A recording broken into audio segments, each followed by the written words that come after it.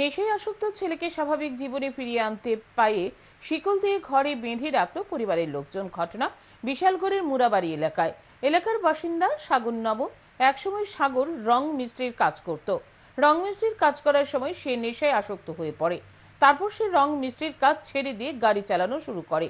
এরই মধ্যে সাগর ড্রাগসের নেশায় আসক্ত হয়ে এক মহিলার সাথে অবৈধ সম্পর্কে লিপ্ত হয়ে পড়ে।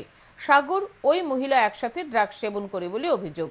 একটা সময় সাগর নিজ বাড়ি ত্যাগ করে ওই মহিলাকে নিয়ে অন্যত্র ভাড়া থাকতে শুরু করে, কিন্তু তাদেরকে ভাড়া বাড়ি ছাড়তে বাধ্য করে এলাকার লোকজন।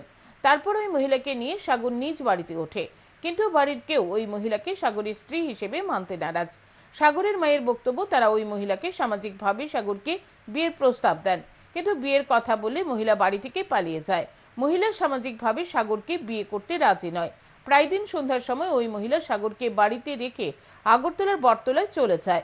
বৃহস্পতিবার সকালে সাগর ওই মহিলাকে নিয়ে তার কাগজপত্র সহ বাড়ি থেকে পালিয়ে যাওয়ার চেষ্টা করে।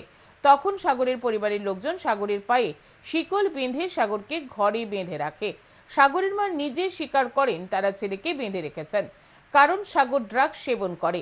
এইদিকে ঘটনার খবর পেয়ে বিশালগড় থানার পুলিশ ঘটনাস্থলে ছুটে যায় এবং সাগরকে মুক্ত করে দেয়।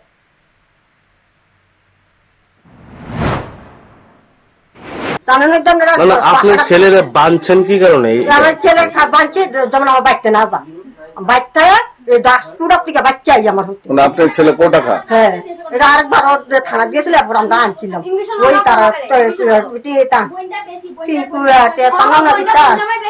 কি নাম আপনার ছেলে?